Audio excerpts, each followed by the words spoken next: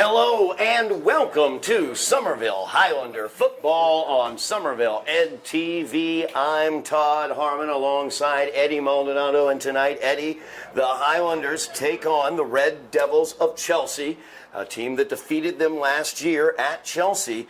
As the Highlanders come in, though, 2-1, coming off a great double overtime victory over Malden. Chelsea coming in 0-3, as they have yet to score even this season. Wow.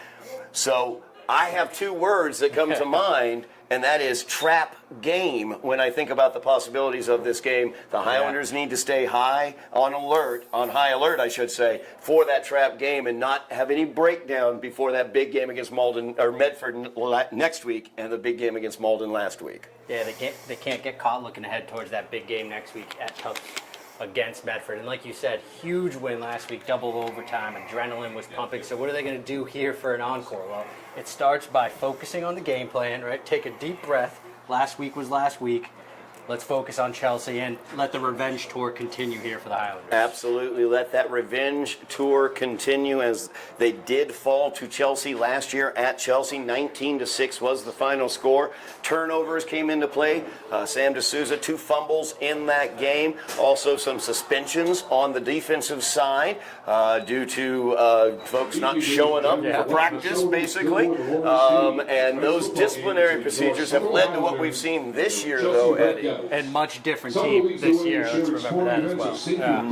No doubt about it. We have the opening announcements and the national anthem for you here from Dilboy. By supporting decisions by coaches and officials, showing you our role model on the field and in the stands, and using only positive language and gestures. Not doing your part to assure Somerville athletic events are safe and positive may result in being told to leave or being banned from all local sporting events. At this time, we ask that you please rise and remove your hats for the playing of our national anthem.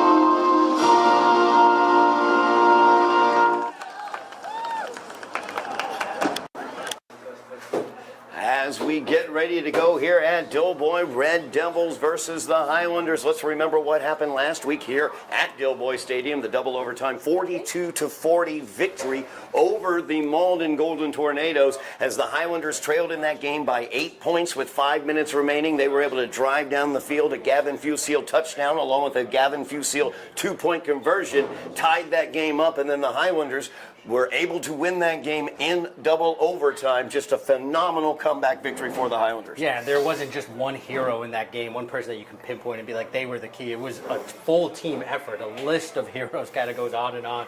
Starting with Marcos Pineda, Gavin Fusil, Ismail Mack, right? Mateus Fernandez, and of course the quarterback, Sam D'Souza. So very interested to see what they're going to do for an encore here tonight as they get ready to kick things off. D'Souza had 3 rushing touchdowns in that victory against Malden. He did get nicked up a little bit with an ankle injury, but he is going to be out there tonight. So Sam hopefully will not be running the ball as much tonight. We'll look for Gavin Fusil to take care of that, as that is bounding about on the ground, but picked up at the 25-yard line and returned for negative yardage, I should say, as he's dropped back 2 yards shy of that at the 23. No return on the kickoff. Mervin's Luis Pierre with the return there for the Red Devils, and host of Highlanders able to bring them down. So good start there on special teams. So the Highlanders, good kickoff coverage right there. As you look at the Chelsea offense coming out, Angel Mejia, number 8, as well as Alex Pinto, number 9, and Camilo Zelaya, their tri-captains on the offensive side. Those are the dangerous guys in this lineup.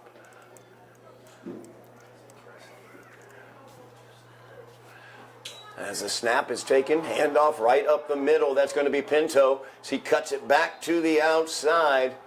Gains about 6 yards on that carry, just short of the 30-yard line. Yeah, the Red Devil offense really rests on the legs of, you mentioned it, Angel Mejia and Alex Pinto, both running backs for Chelsea. So we're going to see a heavy dose of those two today. And as you saw right on that first play, positive run there for Alex Pinto. Quarterback is Jaden Hernandez. So he's joined in the backfield by Alex Pinto.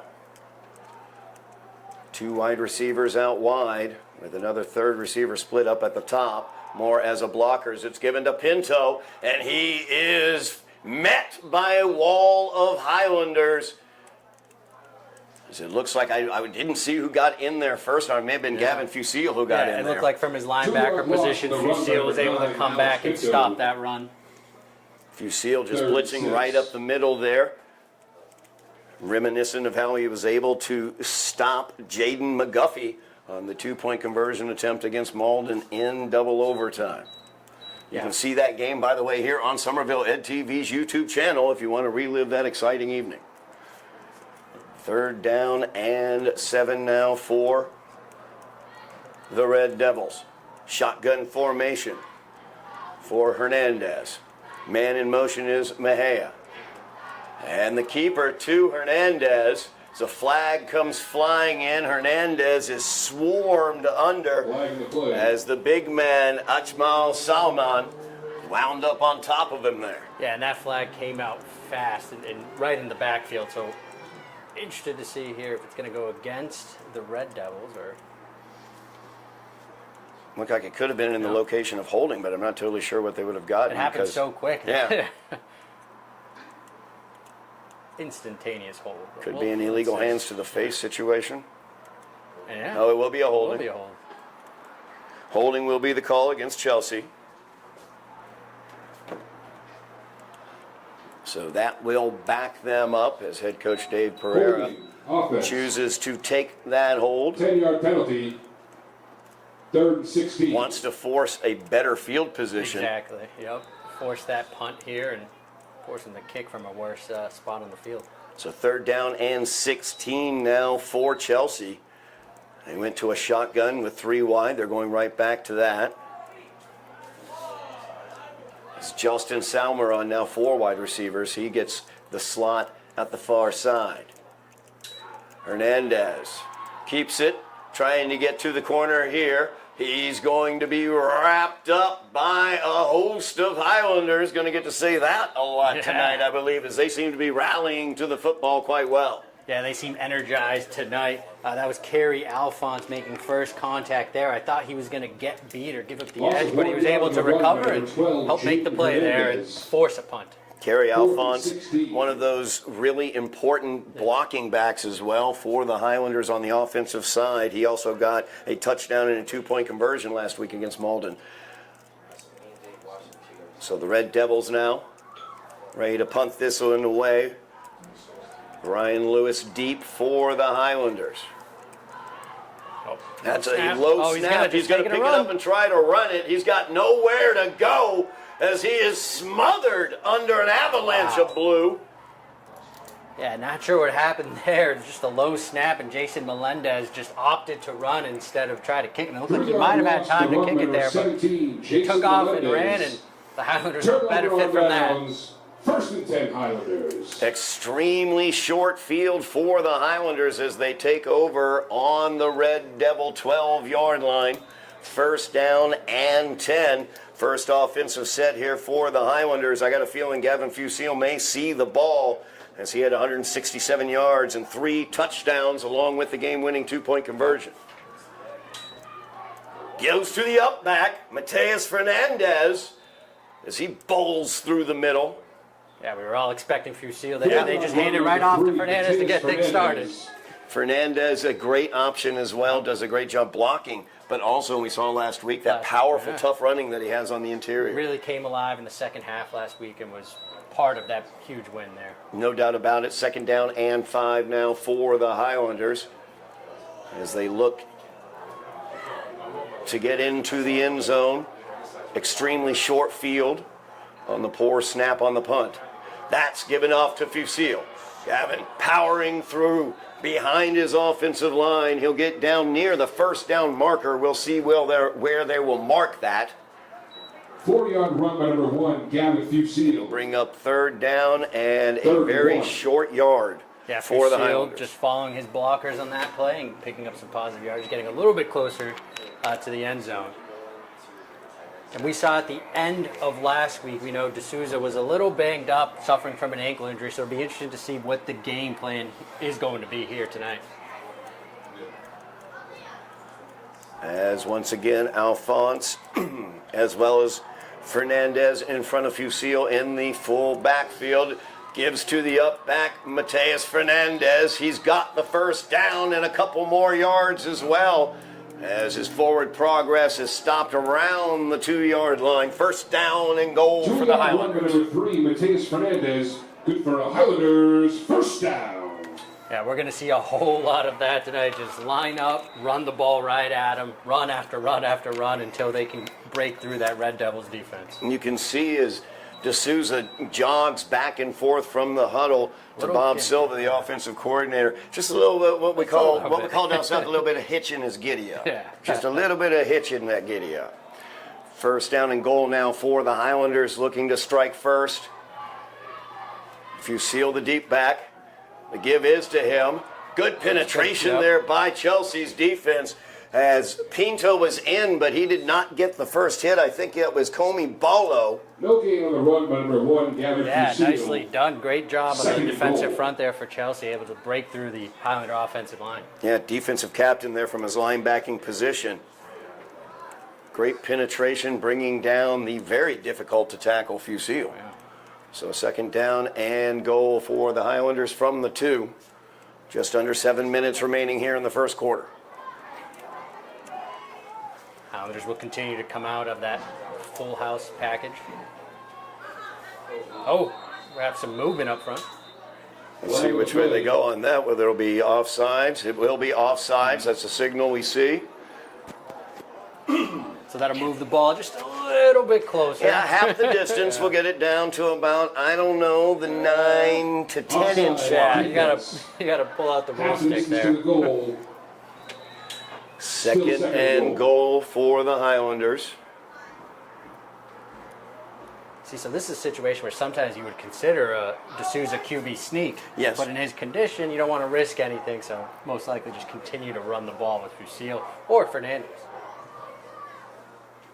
As the give once again to Fusil, he's going to get in there. Nice lead blocking in front of them as he tumbles into the end zone for the Highlander touchdown. Nicely done there by the offensive line and the blockers, Kerry Alphonse, Mateus Fernandez, opening up that lane for Fusil.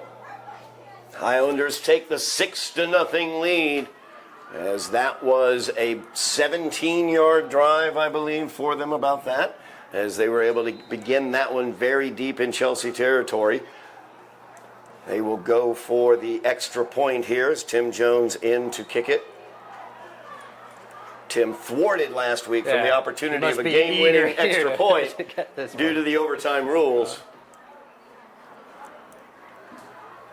Snap is good, hold is good, kick is up. It is good. Extra point is good. See, Tim might be going back to the sideline to let everybody know. You see, if I had a kick last week, I would have made it. Would have won it. Would have won it. Just would have won the game right there. Wouldn't have even had to worry about the remainder of the overtime. Highlanders lead this one 7-0, 6 minutes, 17 seconds remaining in the first quarter. Want to take a moment to remind you, you mentioned it, Eddie, that big game coming up in a week, the Tufts Football Classic. That will be Friday night, October 4th at 6 o'clock. That will be at Ellis Oval on the campus of Tufts University. The Highlanders and the Mustangs playing on Zimmern Field for the trophy, the Tufts Football Classic. The Highlanders coming off a shutout loss to Medford last year. Medford coming off a victory yesterday against Revere, their first win of the year. So the Highlanders' revenge tour continues next week. Make sure you are at Ellis Oval, and if you are not, make sure you are watching it here on Somerville and TV. As Tim Jones kicks this one away, fielded at the 20-yard line. And Fusile drops the hammer on him at about the 27. Decent return there. Yeah, for Luis Pierre of the Red Devils, but Fusile making that look easy, just bringing him down quickly. 1st and 10, Chelsea. So Chelsea will get their second opportunity on the offensive side. 6:08 remaining here in the first quarter. And in Chelsea's first drive, we mainly just saw Alex Pinto, carry the rock for the Red Devils. We saw a couple of designed QB runs for Hernandez, but interested to see if they'll now come in and mix it up with some other backs or try to get the ball in the air. Well, and they're spreading out receivers wide, and they've been spreading receivers wide consistently as there are no backs in the offensive backfield. So we'll see if Hernandez will run this one or if he'll throw. And Hernandez will keep after faking the jet sweep. Kerry Alphonse comes off his blocker and is able to get the first hit. And then a host of Highlanders once again finishes off the job after a gain of about 3. Yeah, but once again, well played there by Alphonse, able to keep his arm up and make the play there. And there's going to be a late flag here for some extracurricular activity that looks to involve a Highlander or two. We'll see what the flag has here. Highlanders need to play smart. Game there. Especially in a game like this, you don't want to give anything away. You don't want to give the other team any opportunity.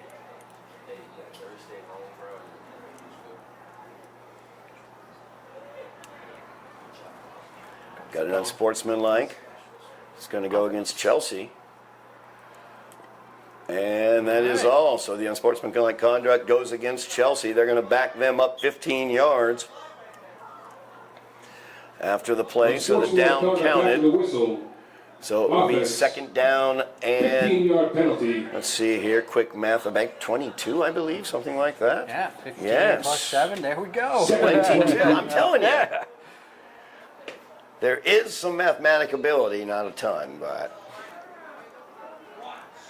So 2nd down and 22 will be what the Red Devils are looking at. And once again, we saw they spread everybody out wide, trying it seems to spread the field, but then running underneath that in the interior.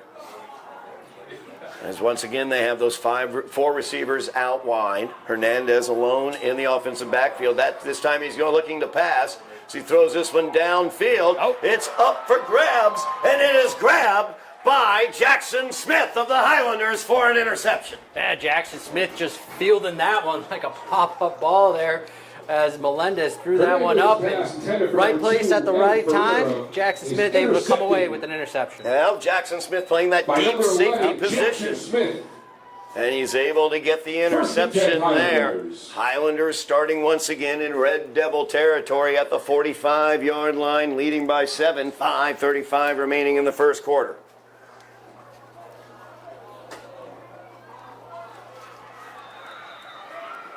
Yeah, great job by the Highlander defense to respond there. They spread them out and able to come away with an interception.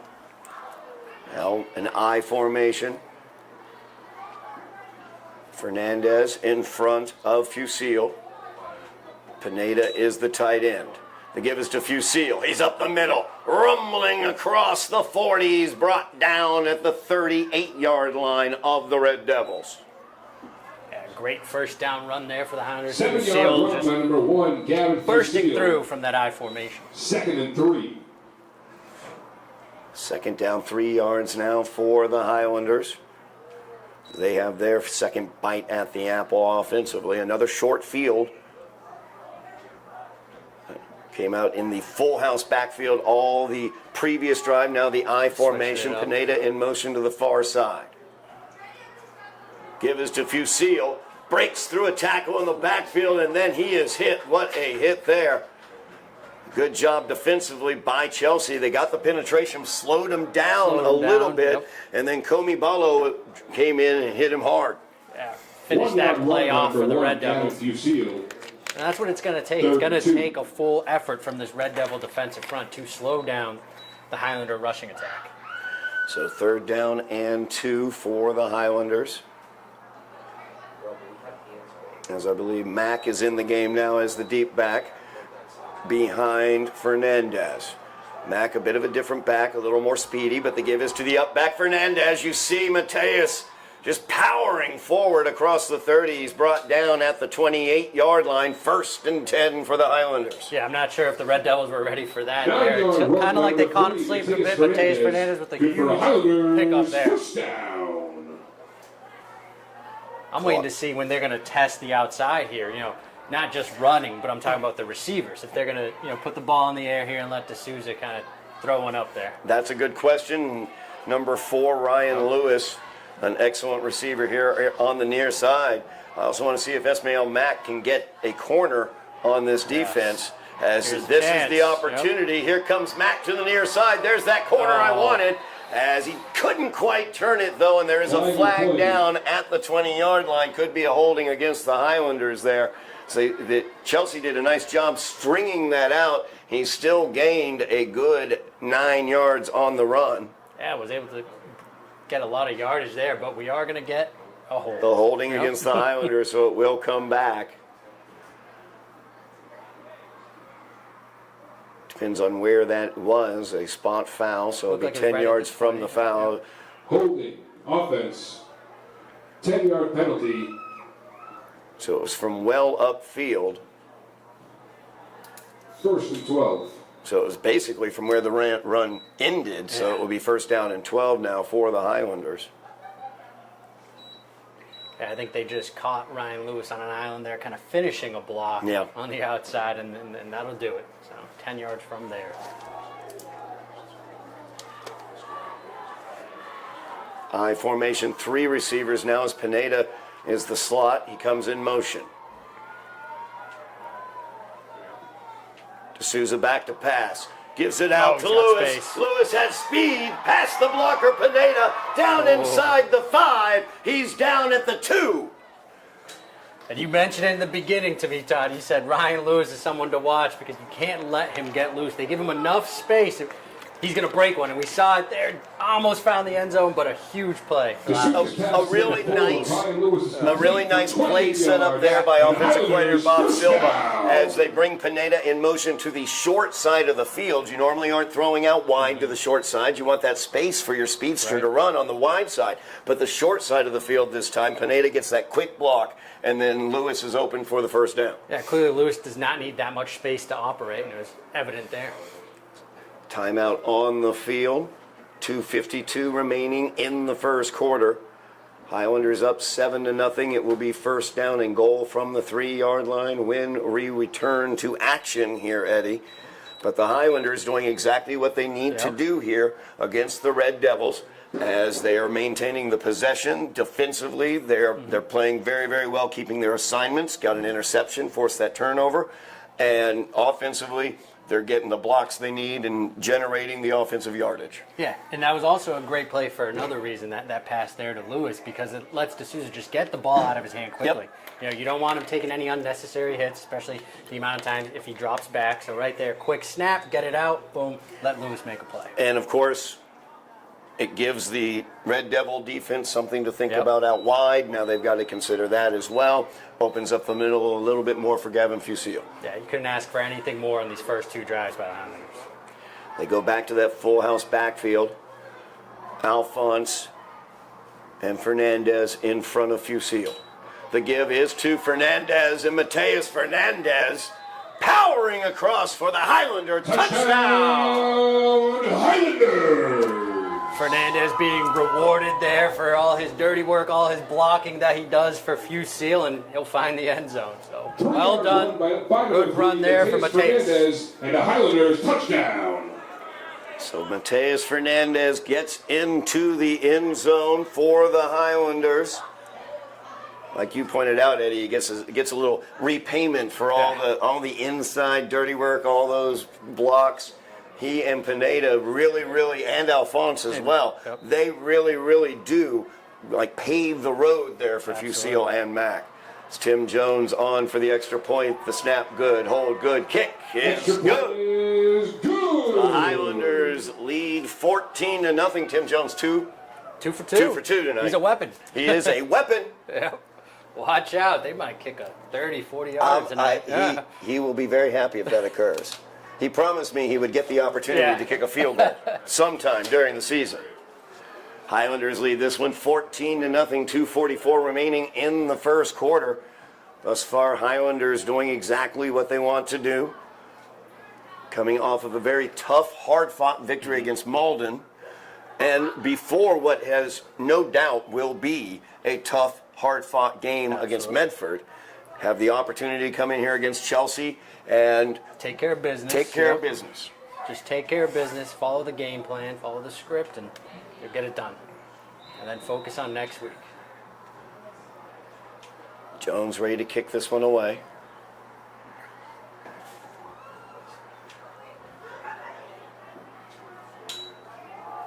And that's Louis Pierre again gets it at the 20-yard line, comes the ball across moves. the 24. The ball is bouncing around the ground. Who's got Looks the like the pointy-ended Highlanders on ball? And they are Official clad call. in blue as the Highlanders come away with the second turnover of the game. That's Kerry Alphonse jumping on it for the Highlanders. First and 10, Making Somerville. big plays tonight. Highlanders definitely making the big plays tonight as they force their second turnover, second special teams mistake, I guess you could say, for the Red Devils. The Highlanders cashed in the first one after a bad snap on a punt, forced the punter to run into the line of scrimmage, gave the very short field to the Highlanders. Fusile ended that with a 1-yard touchdown run for the Highlanders' first touchdown. Now they have another short field, 30 yards till pay dirt. And we will see what they do here with 2:33 remaining in the first quarter. And they'll come out in that I formation. Fusile the lead back. But they'll motion out of it, and they'll actually go right into that full house. And Pineda now in the backfield as Fusile immediately stood up there on the interior. Let's see here. That was 77, I Loss of believe. 1 yard on the run by David number 1, Mraz. Fusile. Yeah, Mraz just stood up the offensive Second and lineman 11. there and just made a play. Big defensive tackle in there, number 77. Good play by him. Chelsea's gotten a little bit of penetration, but it's not been consistent enough from their defensive side. Second down and 11 now for the Highlanders.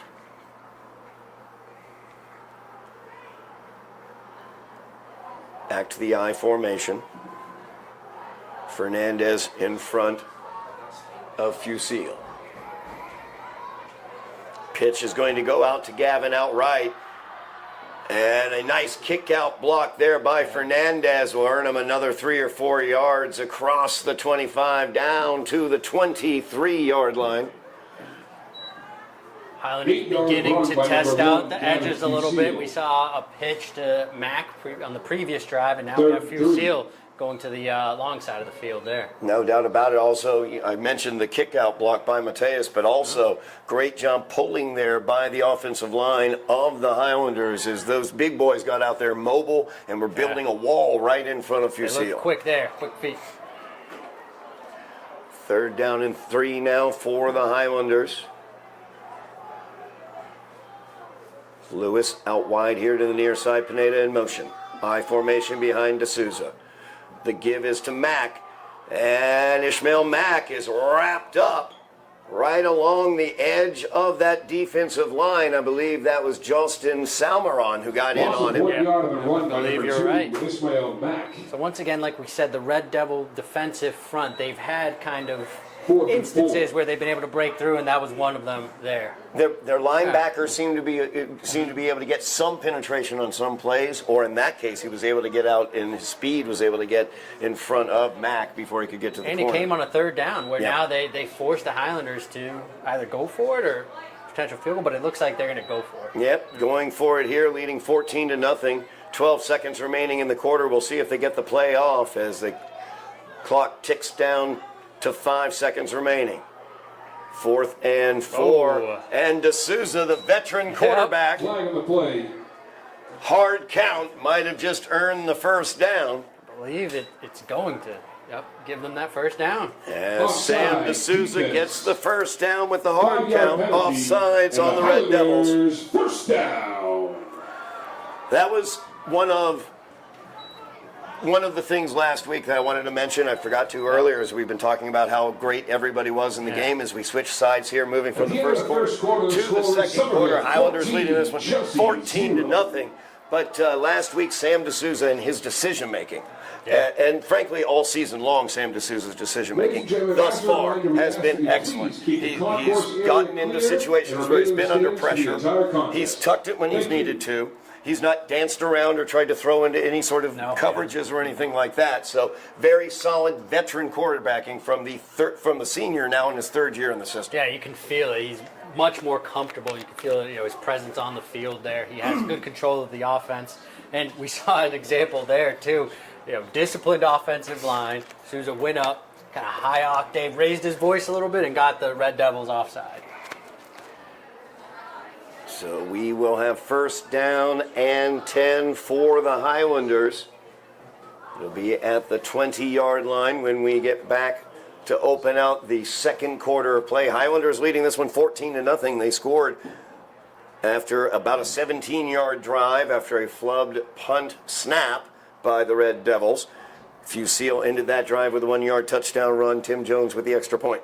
Then the Highlanders had another short field as they began at about the Red Devil 45-yard line after an interception by Jackson Smith. And Mateus Fernandez got the 3-yard touchdown run. Tim Jones with the extra point, 14-0. That's how we got there. Highlanders then, on the ensuing kickoff, recovered a fumble.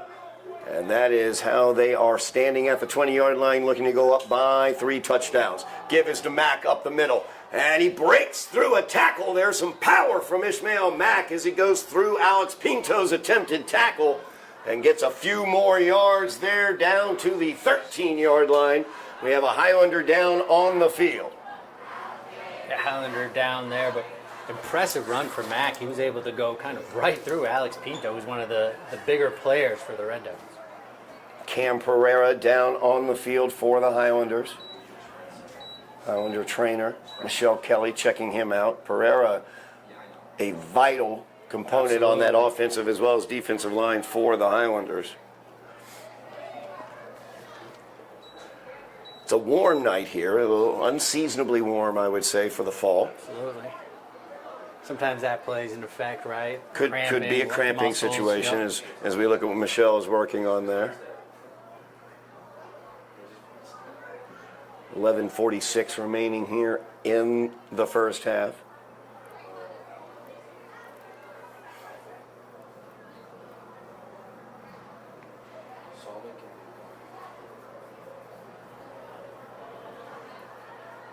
And it looks like Cam Pereira will make his way to standing up. Yeah. Pereira was going to get up himself no matter what. He might get a little help from the teammates there. As head coach Dave Pereira says, "No, he's all right. We'll get the guys on the sideline to help him, and Cam doesn't want it." I don't think I've never seen an offensive lineman that wants assistance getting back. Yeah, I got this. I'm fine. Keep an eye out, see whether big number 75 will be back out there on the field as we have a timeout taken, I believe, by the Highlanders in that situation. As they will have it second down and 4 from the Red Devil 14-yard line. So timeout, Highlanders, most likely just to kind of get a new offensive lineman in, right? Kind of make sure you're in the correct formation coming out of this. Pereira, as you see over there, D'Souza working out with a different center as Pereira the center on the offensive line. So you got to make sure you have the center quarterback exchange. Trying to see. Yeah, trying to get a positive identification here of the new center coming in for the Highlanders. It looks maybe like Christian Rivera. Looks like 50 from up here. Jesus Munoz. Yep.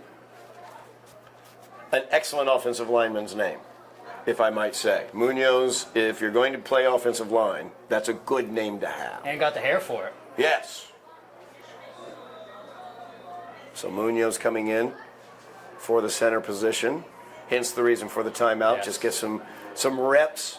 A couple reps. They probably don't get too many during the week. Yeah, that's true. Maybe some, but not a lot. So something to keep an eye on here As we see how Jesus Munoz does at that center position, full house backfield.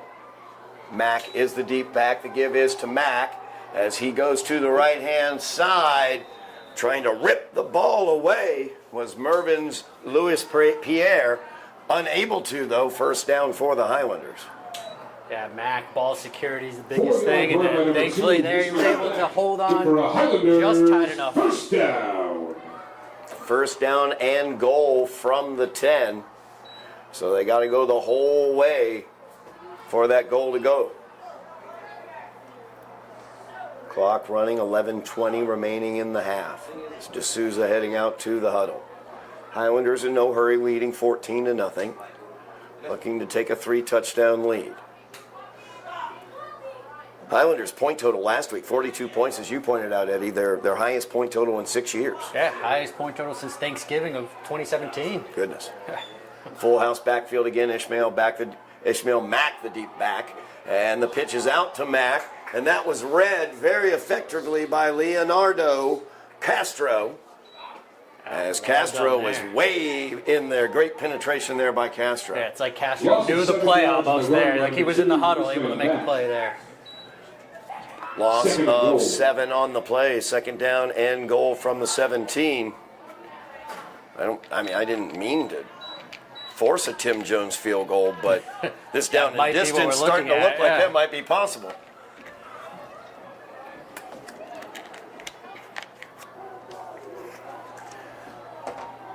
Peter Moore, the wide receiver here near side. Lewis up top. I formation, and there's that. Flag in the play. You were highlighting Peter Marr, and I think he might have had some motion there. We'll see. Yeah. Could have been a mistake on the exchange as well. I don't know whether Munoz might have been movement before Munoz snapped the ball. Yeah. Offense. Because it looked like Sam didn't quite get that cleanly either. And that's that very important quarterback-center exchange you were talking about. Very. There is a referee without a flag at this point in time, as it is sitting. Now he's going to get it. It's sitting at the 15-yard line. So back up the Highlanders 5 more yards. It is second down and goal from the 22 now. D'Souza gets it. Still a little bit slow on that exchange, and he was slow getting back into the pocket. And Red Devils bursted through the line there and got credited with the sack, and I believe that was number 13. Yeah, big snack. Derek's Hernandez came flashing in, was able to get the sack.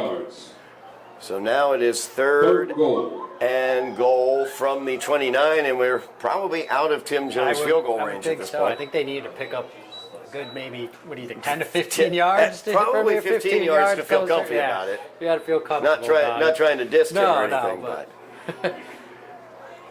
the accuracy's there. I don't know about the power. That's what I worry about.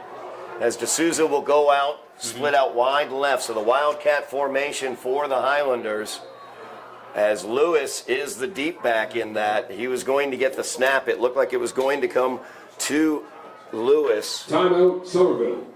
As the Highlanders went to that Wildcat formation last week in overtime after Sam D'Souza's ankle got dinged up a little bit, and they were able to do it very efficiently as Marcos Pineda took the snap. I believe also Mateus Fernandez took the Wildcat snap as well.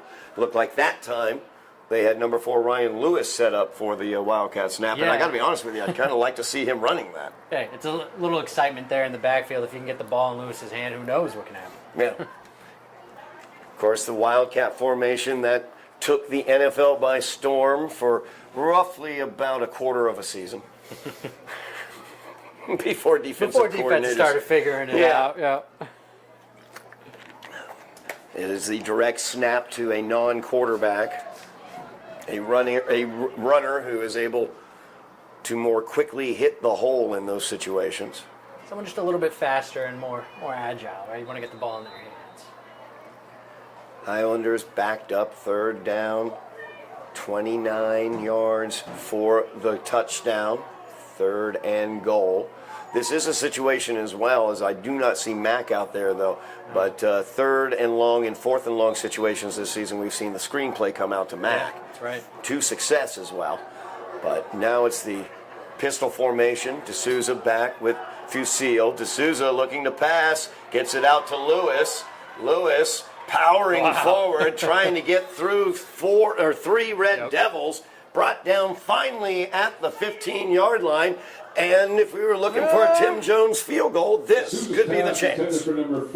This could be the chance, but as of right now, D'Souza's talking to coach over there, and I'm not sure if they're going to bring out the field goal unit. Sam D'Souza over talking to Bob Silva, offensive coordinator for the Highlanders, as they're getting their play ready there. Looks like the Highlanders will be going for it here. 4th down and goal from the 15-yard line. And one quick note, on the previous timeout, I saw Salman Ishmael actually taking some snaps there, so I don't know if they might have switched the center on us in some offensive line shuffle. Yeah. Salman going the deeper snap in the pistol form, trips to the top of the screen. High snap. D'Souza gets it, looking for Pineda in the back of the end zone. Did he get it? Oh my goodness! He got it for the Highlander touchdown! Wow, what a grab there by Marcos Pineda. He got 1 foot down, secured the ball, touchdown. Marcos Pineda. D'Souza's pass. He's got the best hands on the team. Yards and the Highlanders touchdown. We have seen his hands throughout the season. 4th down and 14, and the Highlanders answer the call with the 3rd touchdown of the game. Yeah, big play Pineda, using his hands there, finding the back of the end zone, getting those toes down. Great play. D'Souza, good job settling that snap as well. It was a high snap. He was able to get it, get the good grip on the ball. As D'Souza will hold, Jones will attempt the extra point. Going to go 3 for 3. Whistles all over the place, flags down. It's going to be offsides against Chelsea. So they will move this up a little bit. That might come into thought process, but I don't think it will really. Yeah, looks like he's just going to say try again. So the extra point unit will stay out there, I believe. So they'll move it up a little bit. 7:34 remaining here in the first half. Highlanders lead this one 20-0, pending the extra point attempt by Tim Jones.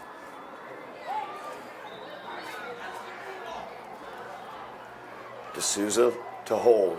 Jones to attempt. Bad snap. D'Souza picks it up. He's got room, and he will get the 2-point conversion for the Highlanders. You really don't want to see Sam running very much, but he had the speed to get to the corner. Now, do we think bad snap there, or do we think designed play? I know it was D'Souza, holding the ball, and it's a little risky given his ankle, but it looked like it might have been a design. It could have been designed. It could have been designed, but bearing in mind his ankle and my conversation with head coach Dave Pereira before the game, I don't know whether it was designed. It may have been that. Exciting play, and something you don't see enough is someone scoring off an extra point, an attempted extra point. Absolutely. It looked like Silva there was also got a little chest bump in with Pineda as Pineda was leaving the field. Bob Silva, the offensive coordinator, he's the one who said to me, opening night here at Dilboy, he said, you've got to watch number 0, Pineda. He's the best hands on this team and maybe the best I've seen. Only a sophomore for the Highlanders. Well, he showed it on that play, as like you said, Eddie, he got the foot down, inbounds, back of the end zone. Great job, yeah. So the Highlanders now lead 22-0, 7:34 left in the first half. Jones's kick fielded at the 20-yard line. This time it is once again Louis Pierre, and he's got nowhere to go. Ball is ripped out. And they're going to say he was down. Oh, I think they blew that whistle a little early, but almost another turnover on the kickoff. As the Highlanders ball hawking tonight with an interception and a fumble recovery. I think that was Ryan Lewis at the end that was jousting for the football, trying to yank it out of Pierre's hands. 3-yard kickoff return by number 5, Bourbon's Louis Pierre. First and 10, Chelsea. Ryan Lewis, another one of those sophomores on this team, like Marcos Pineda. playing at honestly a high level so far this season. A lot of energy, bringing it every game. Chelsea gets their third offensive possession here. It's Hernandez back to pass. 3 receivers top of the screen. It's kind of a direct snap situation. Castro, Leonardo Castro, and he's got nowhere to go with it. Yeah, Castro tripped up there. Turf kind of came up Yeah, and tried to Turf make Monster. a move. Yeah. Turf Monster got him, and then Loss of 2 yards. Riker Faith cleaned it up. Leandro Castro. And unfortunate there, because Castro might have had some space to work, so unfortunate turn of events there for the Red Devils. 2nd down and 12 now for the Red Devils. Just under 7 minutes remaining in the half. Yeah, Red Devils have been struggling to find positive yardage thus far on offense. Credit the Highlander defense on these first few drives. Hernandez, shotgun formation. The give once again to Leonardo. He's got room as he gets through a gash. He's got speed as well. And he is brought down at the 48-yard line. A good run there. Good speedy run by Leonardo Castro. Yeah, right on cue there. Castro has the biggest run of the night for the Red Devils, and now they're moving. 1st and 10. So Leandro Castro with the big run. Reminiscent of what Jaden McGuffey did all last week. Yeah, gave me little flashes there. Little flash. Jaden McGuffey, of course, 18 carries, 342 yards for the Golden Tornadoes last week. A tremendous effort by that freshman. Castro back in the backfield with Hernandez. Hernandez gets the snap. He will take it as he gets room here to the near side. He gets popped but stays up and cuts it back to the inside across the 40. He's brought down at the 37-yard line of the Highlanders as the Red Devils are into Highlander territory. Yeah, nice tough run there by Melendez as Maher was putting his shoulder down and trying to make a big hit, and Hernandez kind of just bounced right off of that. Yeah, Peter Maher tried to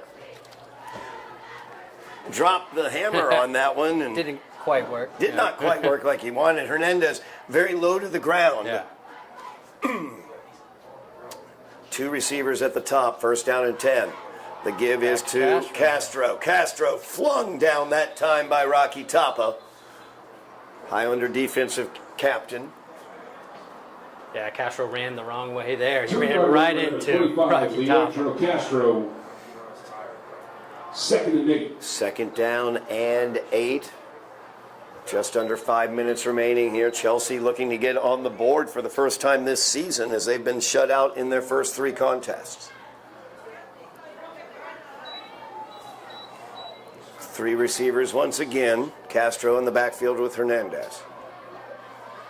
And that Trouble is there. a mistake between them. They didn't know. It didn't look like they knew who was going to get the ball. Hernandez did end up getting it on the bounce. And fortunate there in that, but he is down hurt after being tackled. A gain of about 2 on the play. And Hernandez down on the field hurting. Yeah. Some confusion on that snap there, and then Hernandez putting his shoulder down and running. That might have been the shoulder that took the brunt of that hit there.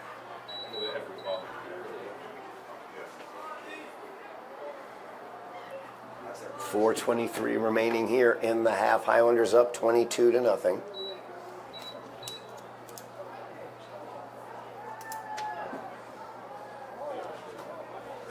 Hernandez, the only listed quarterback on the roster. Actually, I'm sorry, strike that. Justin Romero, number 11.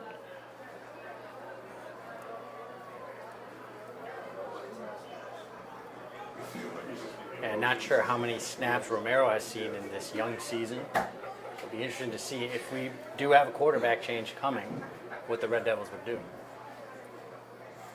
Jaden Hernandez down after running there, and it looked like on that snap, and it looked like throughout this drive, They've had trouble. the snap has been kind of in the air between Hernandez and the running back, and one of or the other will It's grab almost it. like they can't tell which one is supposed to grab it. They kind of just make their decision right there. Hernandez up.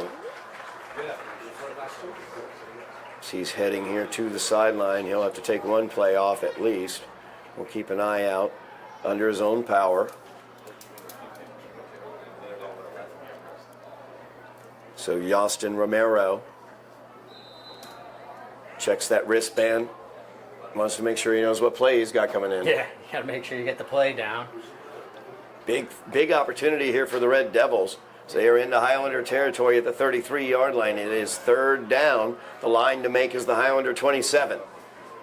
Third down and 6 for the Red Devils. It's Romero in the backfield with Castro. Castro gets the handoff. He cuts it back up the middle. Rocky Topo will wrap him up. He's the first Highlander there. And then a host of Highlanders meets him at the line of scrimmage. Of about 3 on the play. Yeah, I saw Rocky Topo there just kind of beat his man at the snap at the line and able to hold on and make a play and force fourth down. Fourth down and a long 3. Ball placed at the 30. 27 of the Highlanders is the line to make. As Yostin Romero in at the quarterback position for his second play here.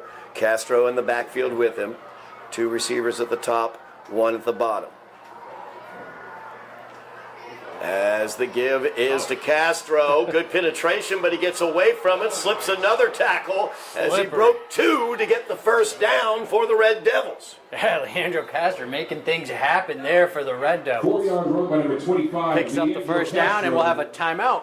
Chelsea. First and 10. 3:04 remaining here in the first half. Red Devils take the timeout after that individual effort on fourth down by Leandro Castro, squeezing out of about 2 or 3 Highlander tackles.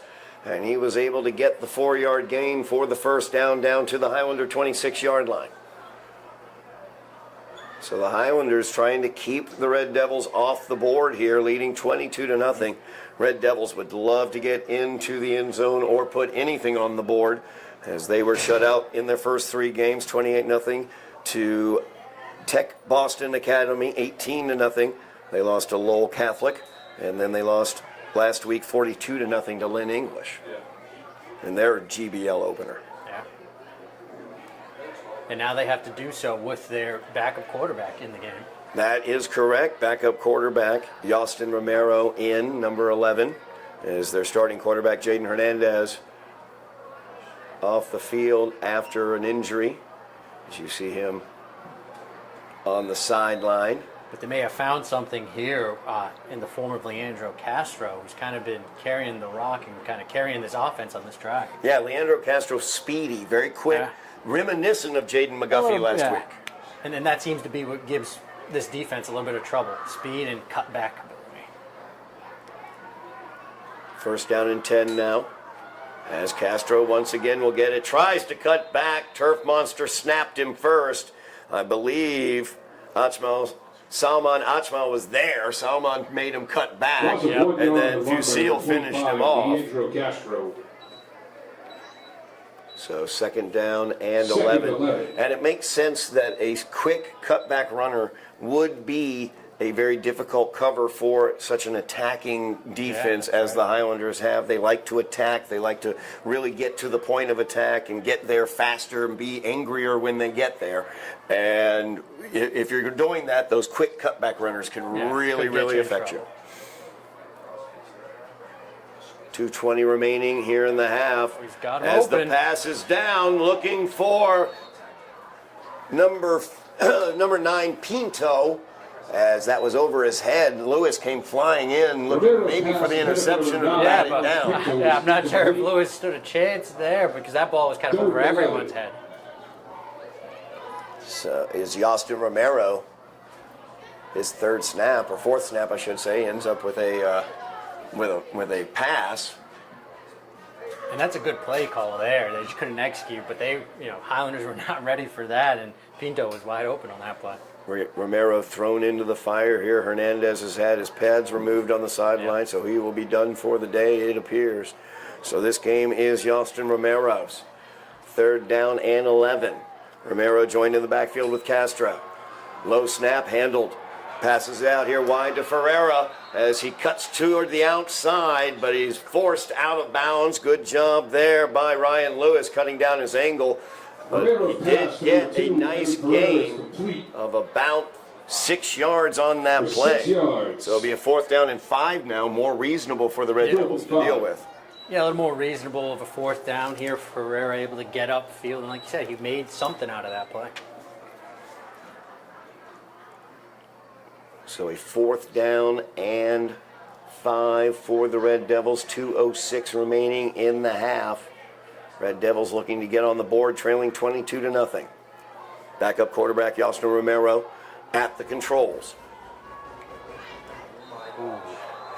And Romero with the hard count might have just gotten himself a 1st down. Flag the play. Yeah, giving the Highlander defense a taste of their own medicine. Absolutely. There, catch them Offside jumping. defense. That will be enough for the Red Devils' 1st down. So the offsides gets the 1st down for the Red Devils. Good for the goose, good for the gander. 2:06 remaining, 1st down and 10 for the Red Devils from the Highlander 16-yard line. Castro again into the pile, and there is a wall of blue shirts. He isn't going anywhere. Yeah, he's not cutting back that time. Nowhere to go for Castro. Gain of maybe a yard on that play. I think we'll give him a yard on it. Number 25, the Clock Andrew Castro. rolls. A minute 40 remaining here in the half. Chelsea also has to worry about the clock. Yeah, not just the Highlander defense, but now the clock working against the Red Devils as they try to punch it in here for the first time this season. 2nd down and 9. As Romero with Castro in the backfield, 3 receivers out. And Romero, a little fake action there as it looked like a direct snap. I think that's what they've been trying to do. And they executed it there, I believe. Yeah. And they did. As Romero here to the near side. 5-yard run by number 11. Looked like it was a Justin direct Romero. snap, but Romero ended up with it and got some room out here to the near side for the gain of about 5 on the play. Chelsea. 3rd down and 4 from the 10-yard line is what it will be. Timeout taken by Chelsea. Minute 2 remaining in the 1st half. Yeah, and I think the Highlanders were also a little bit fortunate on that play. I'm not sure if you caught it, Todd. It looked like Louis Pierre was trying to block Ryan Lewis towards the out-of-bounds side, and unable to make a cutback there was Romero, and he kind of tossed his block, Ryan Lewis, right into Romero, so helping Lewis make the play there. So Chelsea will take the timeout as they look to get into the end zone for the first time this season. Minute 2 remaining in the 1st half. Highlanders up 22-0.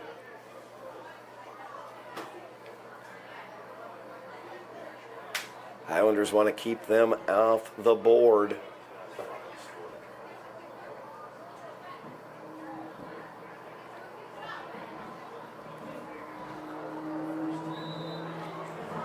It's Castro, number 25, Leandro Castro, converted a 4th down. That's how they kept this drive alive, as they will have it 3rd down here and 4. Flag in the play. A lot of movement up front there. Lots of movement. We'll see which way this is going to end up going. A Chelsea player wound up on the ground. And that's going to be false start as the False call. start. So the Offense. Chelsea challenge just got more difficult as they're backed up 5 yards. 5-yard penalty. 3rd and 9. 3rd down and 9 for the Red Devils. They look to get it to the Highlander 6-yard line. Just under a minute remaining here in the half.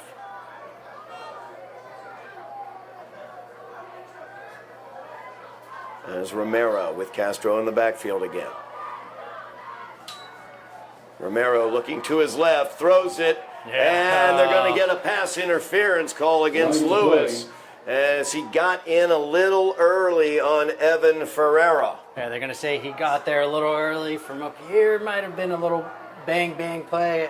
I thought he got there right on time, but they're going to catch him there. Ryan Lewis just a little too early. I didn't say whether I agreed with the call. No, I'm not calling you out. That was what the official seems to have believed. That's the Ryan official Lewis call got there a on the little play, early. and we'll go with it. You know, every week these calls sometimes change. This week, That's true. This week we're gonna call it. It's very subjective. There is a subjective quality to all of this. 50 seconds remaining here in the half. It's third down. No automatic first down on pass interferences, and it's a spot foul. So 3rd down and 2. And they give it off to Castro, and he is smothered under a blue wall. Yeah, just 3-4 Highlanders on that play. Not letting Castro get anywhere. So the loss of 2 leaves it 4th down and 4 now for the Red Devils. The line to make is the Highlander 6. They are back at the Highlander 10. The clock rolls, 25 seconds remaining in the half. As the young Romero, backup quarterback in. Castro joins him in the backfield. Romero keeps it here to the near side. And we're going to have a holding here on the corner. Flag in the play. As the flag came in. Yeah, that flag came in fast as soon as Romero made his way to the corner. I saw 2 Highlanders tripped and falling. And they weren't doing that over their own feet. No. So I think the hold is the call. That is the call. Now, what was the result of the play? It was a first down. So the Highlanders will take this penalty. Spot foul, so they back it up 10 yards from the spot of the foul. And they spot that foul at the 8-yard line, so it will be back at the 18-yard line. It will be 4th down and 12 now for Chelsea. From the Highlander 18 with 8 ticks remaining here in the first half. And the clock will just wind Clock down does roll. with Chelsea out of timeouts. No timeouts for Chelsea. They remain in their huddle, and that will do it for the first half of play. As Chelsea comes up empty in that drive, Highlanders lead this one by the score of 22-0. Fusil into the end zone, Fernandez into the end zone, and Pineda an incredible catch on 4th down in the end zone. That's how it's happened so far. We'll be back for second half action here from Dilboy Stadium on Somerville NTV.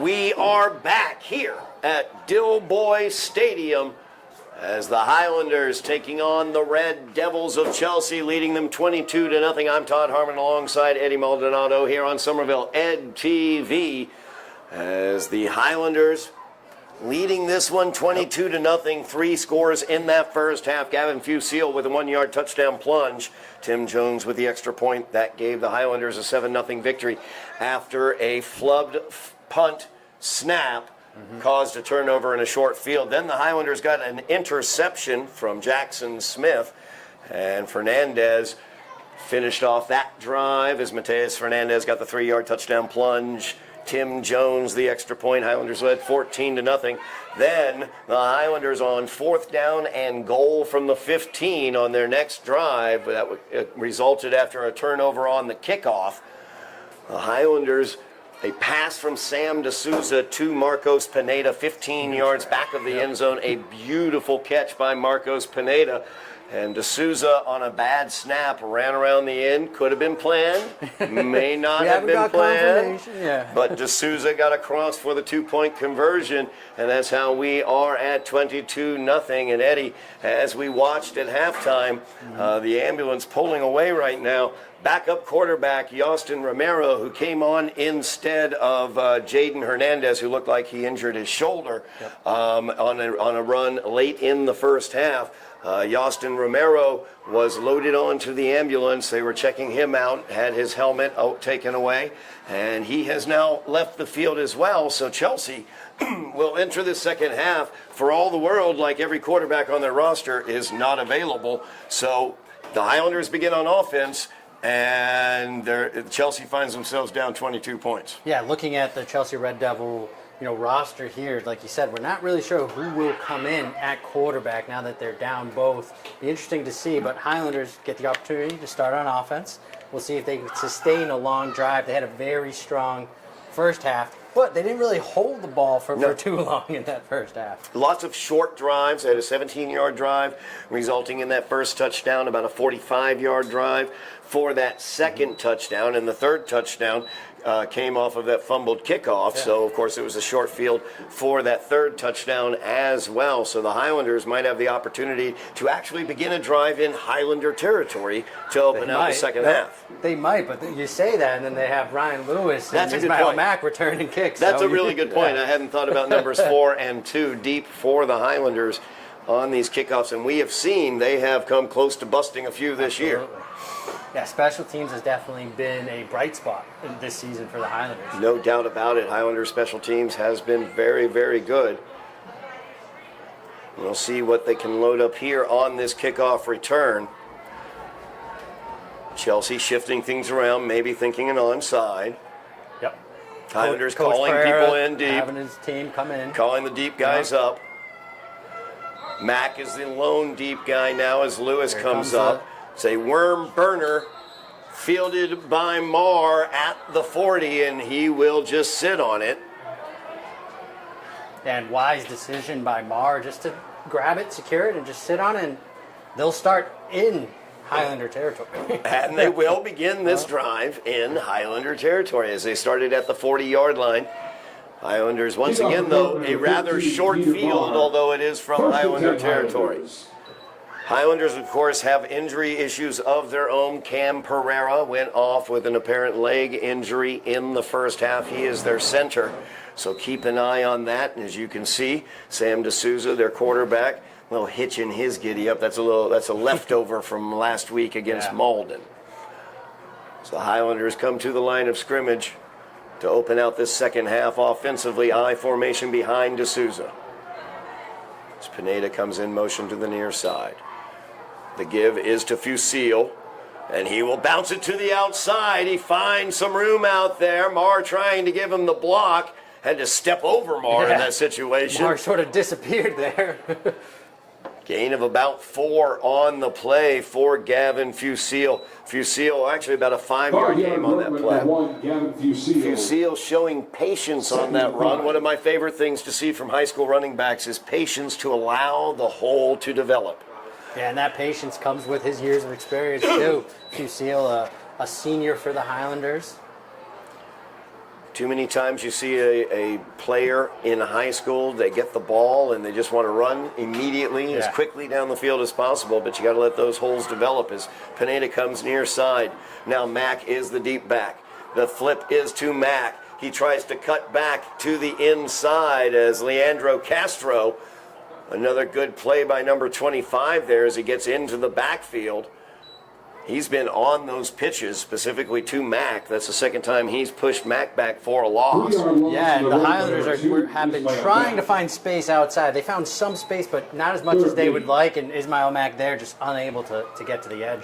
25, Leandro Castro. He was the critical ingredient on Chelsea's closing drive of the first half. They came up empty, but they were able to move the ball down deep into Highlander territory, and Castro was one of the reasons. Third down and long now for the Highlanders. 3rd and 8. Pineda goes in motion to the far side of the field. He'll be slotted up there. I formation. Mack, the deep back. They give it out to Pineda on the throw. Space. He's got room. Nice block there by Lewis out in front of him. Springs him for the first down into Chelsea territory across the 45. And we'll have a flag right after that play. I didn't want to cut you off and ruin the excitement. Ruin my excitement there. We're going to have a flag. Holding out on the outside. Yep. Holding. Offense. So it will be 3rd and longer now for the Highlanders. Wonder where that hold occurred. Yeah, not sure. That's what I was just thinking myself, is where did they find that holding penalty? It might have been somewhere away. It almost looked like it was away from the play, to be honest. Yeah, it looks like they're marking it off from the Highlander 48-yard line. It's going to go back to the Highlander 38-yard line. So instead of a first down, it's going to be 3rd and long, but it'll be 3rd and 12. Not like a 3rd and 18 like it had occurred at the line of scrimmage, at least. It was a downfield hold. But now 3rd and long for the Highlanders. This might be an opportunity for the screen pass we've seen in 3rd and long situations. Yeah, get it back into the hands of Ryan Lewis. Mack is the deep back in that pistol formation. He has been the target of the successful screen pass on 3rd and long. D'Souza back to pass, looking downfield. Instead, he's going to tuck it and run here to the near side. Oh, and he gets upended near the 45-yard line. Big hit there as the boom was brought by Derek Hernandez. And he brought it. Hernandez came in and cleaned that up, and D'Souza, fortunately, jumps up and makes his way to the sideline. Absolutely. Fourth down and 6 now for the Highlanders. Got half of it back there. 4th and 6. We'll see if D'Souza stays out to run a play or to punt. Sam has been used to punt this season, sharing the punting duties with Tim Jones. And he's had success in getting the defensive line to jump as well, so we'll see if they go with the hard count here. Which wouldn't get them the first down, but which certainly make the Make it a 4th little bit down easier. a lot easier. 4th down and 6 now. Pistol formation. Ishmael Mack, the deep back, 4 wide receivers for the Highlanders. Ah, there it is. And there is, we'll see whether we get the offsides, and that is the signal from the line judge far side. So 5 more yards for the Highlanders. It will go from a 4th and 6 to a 4th and 1. And that is far more reasonable. Absolutely. You would feel a lot more comfortable now lining up and handing that ball off. I was excited. I was hoping they'd run the screenplay. I like that play, but It is an exciting play. it is an exciting play when it works. Yeah, if they have enough space and just get to see him go. Mack will remain the deep back. I formation. Lewis comes here to the near side. Marr up top. Fernandez is the blocking back. Ooh. We're going to go hard count again, and this time could be against the Highlanders, but... Or a fumble is what Chelsea is fumble. claiming, and they're going to be gonna correct. get the fumble. So As Chelsea recovers the fumble, the injury to Cam Pereira comes into play right here. The Highlanders starting center, as they have Salman Achmal at the center position right now for that long snap. And apparently, I'm guessing fumbled the he snap might a have little leaned bit. forward. Maybe he snapped it first, and you never know what happens in those quarterback center exchanges. But there, he might have I guess, just lost the ball right when he snapped it. And Chelsea gets the turnover, and they have the ball in Highlander territory just across midfield at the 49-yard line, trailing 22-0. And this answers our question here with Pinto lining up as the quarterback. Alex Pinto lining up at quarterback. Castro up the middle. He's got nowhere to go. Mateus Fernandez, along with a host of Highlanders, bring him down. There's the big man Salmon, I believe, was involved with that as well as Rocky Thompson.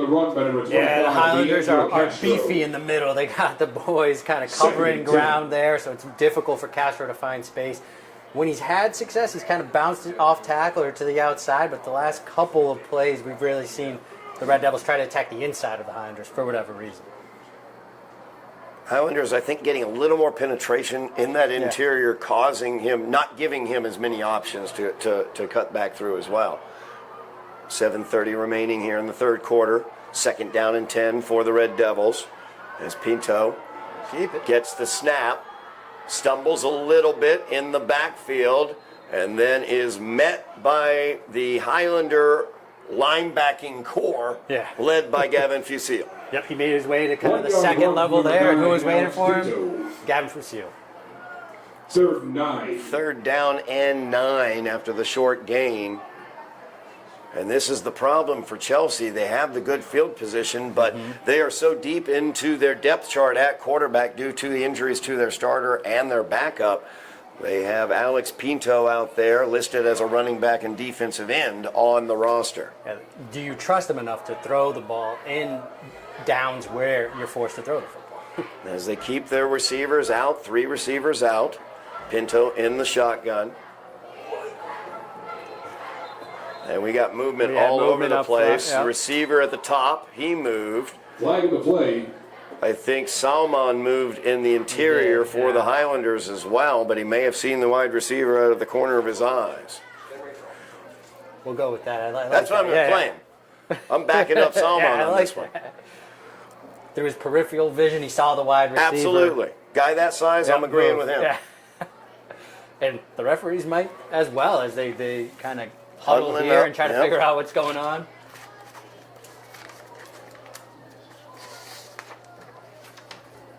Yeah, a lot of movement up front tonight, causing a lot of penalties. And it's going to be a false start, so it's going to back up Chelsea. So they're going to get the wide receiver. I believe they're going to get that wide receiver. I think it was Evan Ferreira at the top of the screen. 3rd and 14. And that's what Salmon saw out of his corner. That's what it was. What had me worried was Salmon kind of jumped, and he could have jumped back, but he kind of just froze and stood there like, oh, that's on me, when he had an opportunity to jump back. 3rd down and 14 now. It's Pinto. Actually more of a direct snap that time to Castro, but he's got nowhere to go. Rocky Thompson says no, sir. Rocky's been making plays up front for the Highlanders all night, stopping any runs that come right up the middle. 1-yard run by number 25, Leandro Castro. Gain of a yard for Castro. 4th down and 4th down and 14, probably closer to it as I'm looking at it. As Pinto comes back out, they're going to go for it here on 4th down. And you just wonder, like you talked about, Eddie, does Pinto have the trust of the offensive staff as well as the coaching staff, as well as the ability to throw any sort of, to have any sort of aerial attack? How big is the playbook going to be for him? As you've got the 3 receivers out, motion, and they give it to the motion on the sweep. And pushing forward is Salmeron, and he continues to push forward as Gavin Fusil and Ishmael Mack are at the bottom of that pile in blue for the Highlanders, and it will be Highlander football. Yeah, turnover on downs. Nice stop for the Highlander defense there, and they'll get the ball back into the hands of Sam D'Souza. Yostin Salmeron, turnover on downs. 1st and 10 Highlanders. Yostin Salmeron with that carry. So 1st down and 10 for the Highlanders after the turnover on downs. 5:15 remaining here in the 3rd quarter. Highlanders back on the offensive side of the ball.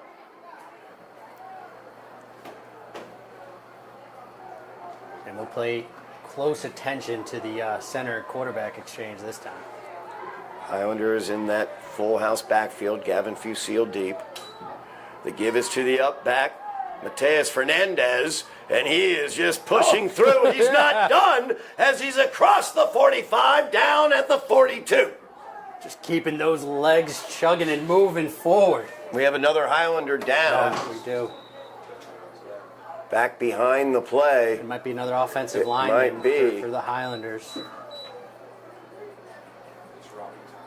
That might be Rocky Tapa down. Defensive captain for the Highlanders. Yeah, Critical player. You know, in this situation, ahead 22-0. That's the last thing you want to see is critical players like your defensive captain or your center going down for injuries when you've got big games coming up as well. Yeah, in a game like this, you just want to get to the finish line. You want to keep playing the game, and you want to come out healthy. Head trainer Michelle Kelly looking at the left leg there of Rocky.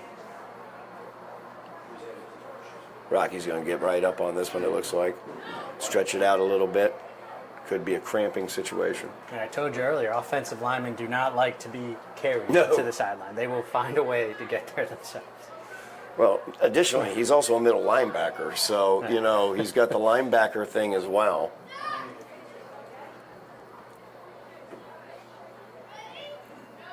So good to see Rocky trying to make His way up. As it is that left leg of Rocky Tapa. He's been all over the place defensively tonight for the Highlanders, really shutting down Castro, the running back for the Red Devils. Once he started flashing out there in those cutback lanes, it was Rocky's penetration that was really cutting it down. So we'll see if we see him back out this evening. Highlanders have first down. And once again, the Highlanders have to reshuffle that offensive line, so it'll be interesting to see who they kind of plug in there and who they put where. We've seen them already try two different centers, so interesting to see now what the shuffle will do.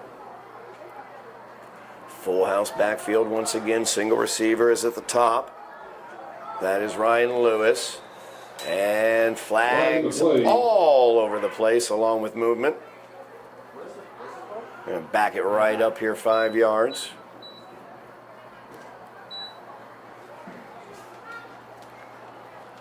Yeah, up 22-0. You know, the Highlanders have looked strong tonight, but one critique is these penalties are starting to really add up for the Highlanders. That is true. That is very, very true. Now there is the offset of the backup center, as well as other now offensive linemen shifting around, moving the pieces. As right now this at the center position, Jesus Munoz. He's taking care of, it seems, the direct under-snap situations. As D'Souza pitches it out hit wide to Fusil here to the near side. Gavin motors forward across the 45 down at the 42-yard line. Brings up second down and 10. Nice 5-yard pickup for the Highlanders. Nice 5-yard pickup, and Evan Ferreira will credit from the Red Devils there, able to make a tackle. And like we said, not easy to tackle Fusil, especially in open space like that. If you're going to get him, that's how you get him, though. You go down low. Got to get him down low. He's got so much strength. He spent the entire offseason in the weight room. He and Rocky Tapa, the only Highlanders not to miss a day in the weight room this offseason, and it really does show. As D'Souza back to pass now. He's looking to the far side, trying to get it out there.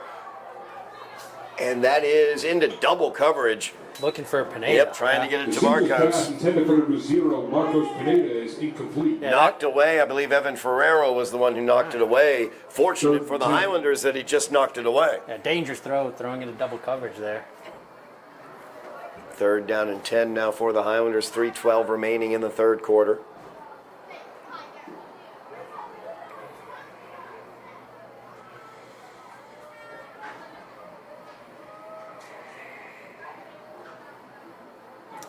We'll see Kerry Alphonse exit out of the huddle for the Highlanders, and they'll bring in number 13. Going for the smaller multiple wide receiver set instead of the full house backfield with Kerry Alphonse as a second blocker.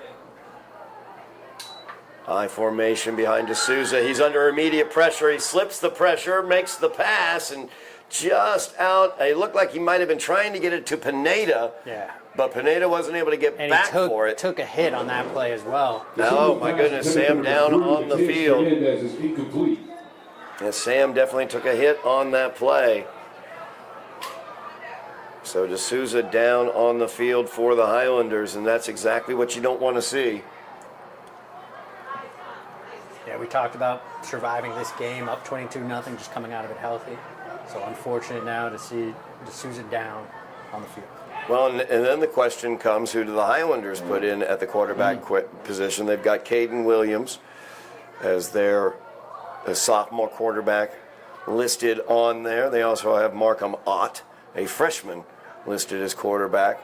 Jojo Flores, who's listed as wide receiver and defensive back, has taken snaps at quarterback in the past. We also saw them go to the Wildcat. That is true. at the end of the game. As well as last week. Fernandez, taking those direct snaps.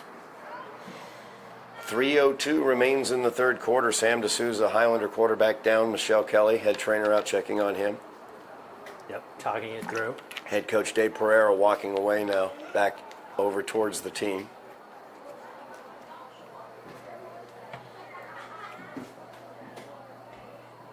Trying to see number 12. That is Caden that's Williams. Williams. Yep. Williams taking the snaps over there on the sideline. Taking those shotgun snaps from the big man, Salman Achmo. So not an ideal situation coming up for the Highlanders. You have your second string center and second string quarterback now preparing to come into the game. As D'Souza now up. He doesn't want no help either. Nice round of applause for Sam as he's up under his own power. Good crowd here at Somerville, Dilboy Stadium, for this game against Chelsea. Looking for a big crowd next week at Tufts, as Highlanders will be playing the Mustangs at Ellis Oval Friday night, October 4th at 6 o'clock. Make sure you are there as the Highlanders take on the Mustangs at Ellis Oval on the campus of Tufts University. But if you can't make it, There's a way. make sure you tune in to Somerville Ed TV. We will have it, as Eddie and I will be there to bring that action to you here on Somerville Ed TV. Make sure you like, share, and subscribe. Mash those buttons for us as Tim Jones ready to send this one away for the Highlanders. He's got to get off. And that's going to be a flag. We It's gonna have be a roughing flag, the yep. kicker. Tim took that really good as Derek Hernandez came in. Tim, good job falling to the turf Yeah. very effectively. Sold it there. Sold it very well.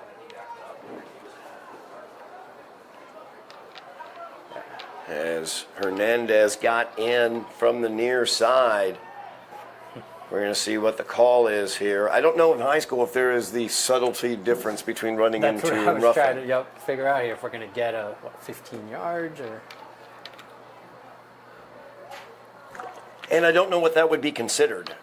Touching the punter. It was. Yeah, it no. was. I mean, because it wasn't a strong contact, No, but it wasn't. but he also it was didn't, contact made. He could didn't have go out backed of his off, way and to not make contact. the kick was already off, and he just had to back away, and instead he opted to And put they his are hands going on with Tim Jones. So. the 5-yard running into version. So no automatic first down on that play. 5-yard penalty. Tim Jones stays on. As Sam D'Souza, Highlander quarterback, was injured on that third down attempt. He went off the field under his own power. Highlanders will punt this one away to the Red Devils. As Jones, looking for the coffin corner punt over to the far side, fielded at the 5. Got some room on the sideline out to the 11-yard line, or they're going to give him out to the 13-yard line. Yeah, that was a good punt for Tim Jones there, getting in the corner, not letting him get too much room to run. So the Highlander defense will come on. And number 9, Alex Pinto, Yeah. third string quarterback for Chelsea, emergency quarterback for Chelsea, on in relief of Hernandez and Romero. And he is pinned deep in his own territory. And working next to him has been Leandro Castro, their leading back. number 25. He's also been very effective on the defensive end. That's right. As he has corralled Ishmael Mack quite frequently. So it's Castro and Pinto in the backfield. 3 receivers out. Obviously, they're base formation, but at some point, it's obvious they're not going to throw the ball.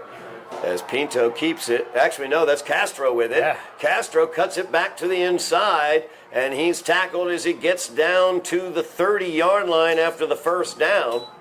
So Castro on the direct snap there. And that's when they've been most effective, when they can get a clean snap right to the hands of Castro, and then he's able to find the outside and use his speed to beat the Highlanders defenders. 1st and 10 for the Red Devils at the 30-yard line. Clock rolls, 2 minutes, 10 seconds remaining in the third quarter. I was pointing out, correction, 17-yard run number 25. They continue to run the 3 wide receivers. 1st and 10. The wide receivers aren't doing really anything. Decoys. Why not? You're spreading the field, but there's no reason. Nobody's buying So why the not spread bring him anymore. in for the extra blocking? Yeah, why not bring in some big boys in the middle and let them plow some road in front of Castro? Not a bad idea. Fully commit to the run game. Because as you mentioned, here they come again. 2 wide receivers out wide. 2 wide receivers here to the near side, 1 at the top of the screen. It's Pinto and Castro in the backfield.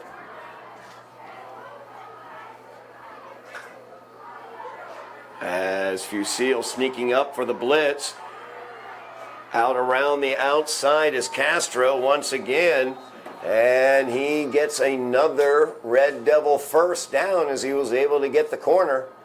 Yeah, essentially ran the same play that they ran on first down, and able to find the corner, find the edge, and pick up another first. 1st down and 10 once again.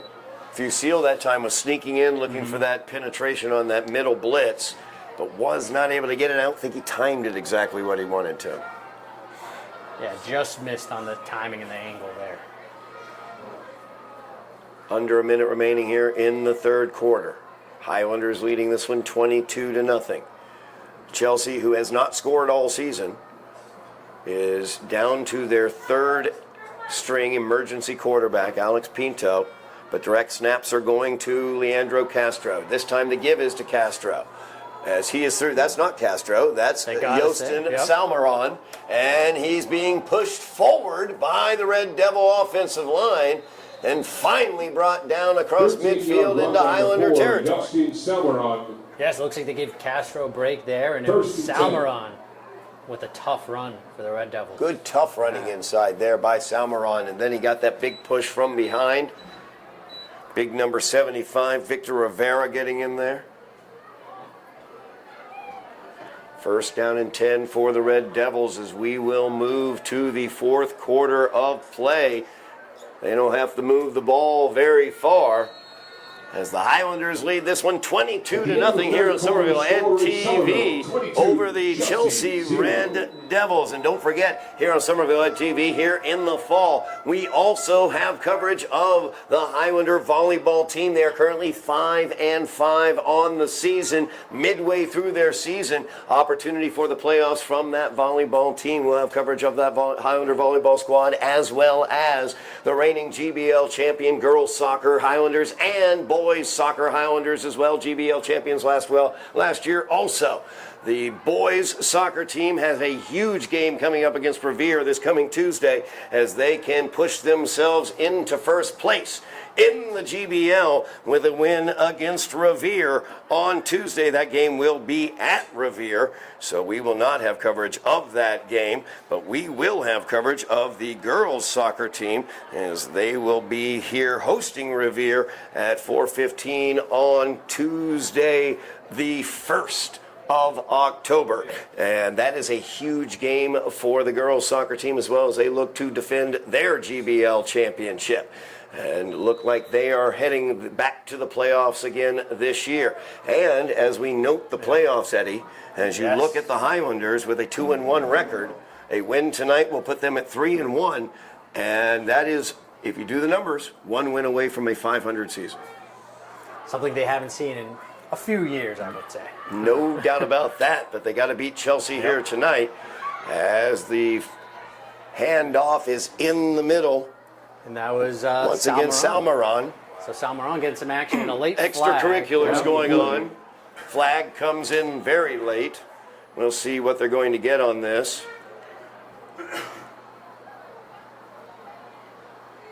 As Salmeron got 2 yards on the play, first, second down and 8. It will be a personal foul against the Red Devils. So they will be backed up 15. Did not see what happened at the end of that play, but I think just some extra pushing and shoving, and I think they caught one of the offensive linemen for the Red Devils there with an extra shove at the end. I should say the officials want to make sure this game stays under control. Highlanders leading it 22-0.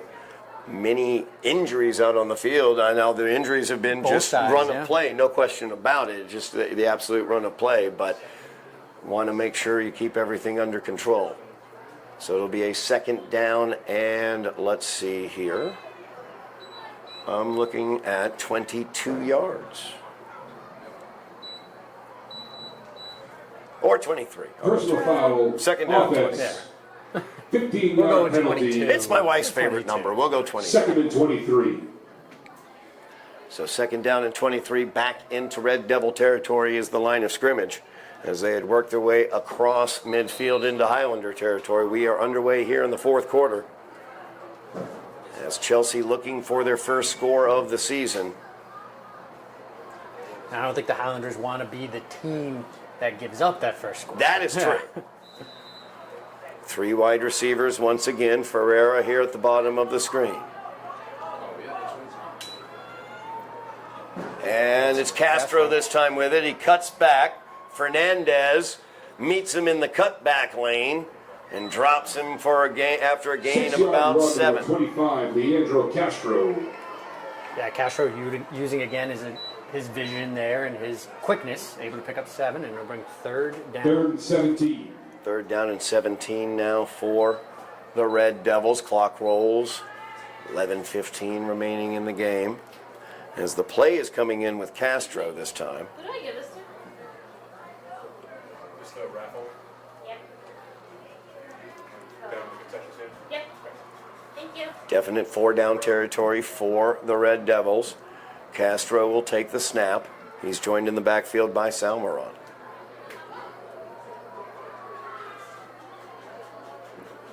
Castro with Salmeron as lead block. He's got some room out there. Spins away from one tackle as Jackson Smith couldn't wrap him up across the 40-yard line. Down just a yard shy of a Red Devil first down. Yeah, great run there for Castro, able to find space. Kind of utilized a bit of a spin move to break the tackle there and pick up the first down. Jackson's got to wrap him up. Got to use your arms, Jackson. Used him for an interception earlier tonight. Got to wrap up the folks with the tackle. Fourth down and 1 now for the Red Devils, I should say, at the Highlander 39-yard line. As the Red Devils seem to have found something in Leandro Castro. And he'll stay in at quarterback, or in the backfield, I should say. Taking that direct snap.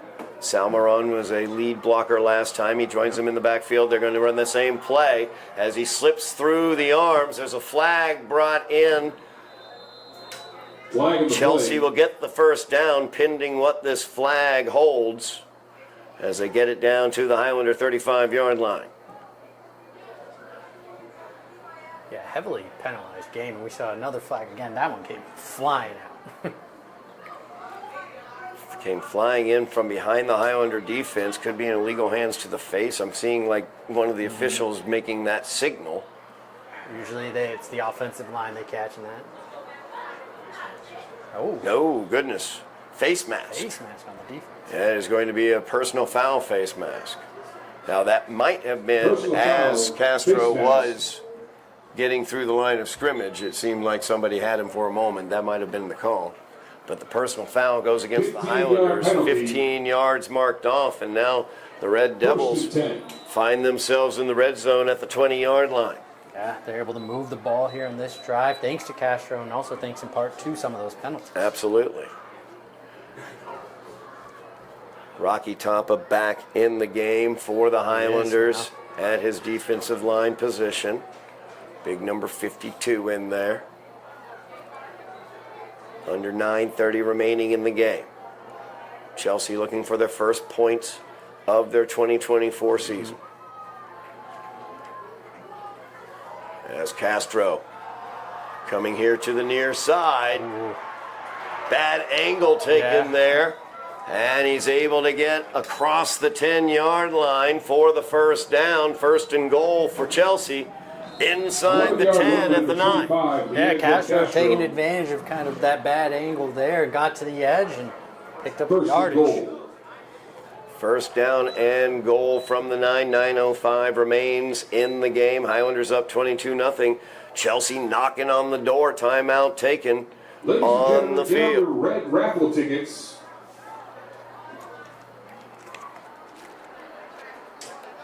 The winning number Highlanders 6, leading this one 22-0. The drama, more or less, is whether Chelsea will get into the end zone. Whether they're up to find it or not.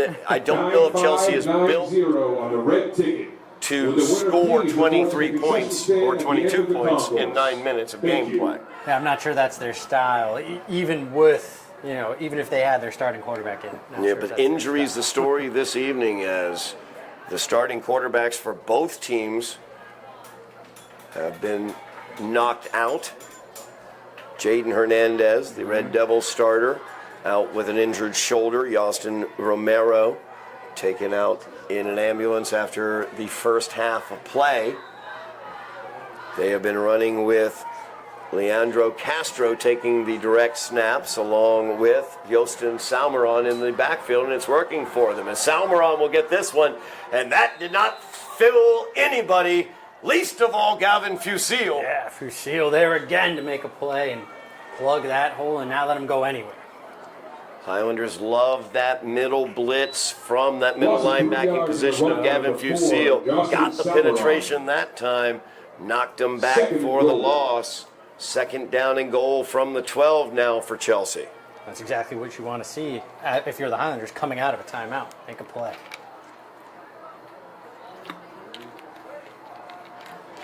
Eight and a half minutes remaining. Not to put it too fine a point on it, but Chelsea is playing for a single score, not to win this game at this point in time. It certainly feels that way, yeah. As Castro takes the snap, fakes the handoff, he's going to follow through. He's got a good block there in front of him. As Fernandez has him from behind, is trying to pull him back. And drops him at the 5-yard line. Good job by Mateus Fernandez, saving a touchdown, I believe, in that situation. Castro. Yeah, Castro just able to find enough space there to almost get into the end zone. Just got that crease right there. As Salmeron went through first. So a third down and goal from the 5. Clock rolls, 7.5 minutes remaining in the game. Highlanders up by 22. Chelsea looking for their first score of the season. They have 2 downs and 5 yards to get here.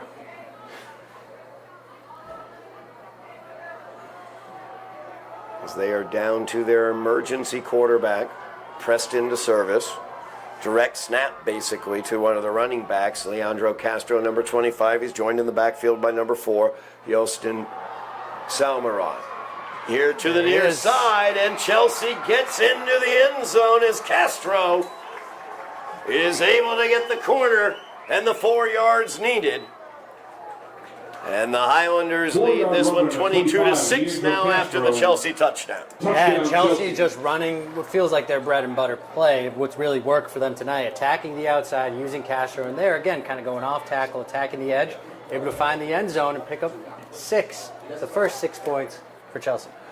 First points for Chelsea on the season as they will go for 2. Looking to make this a 14-point game.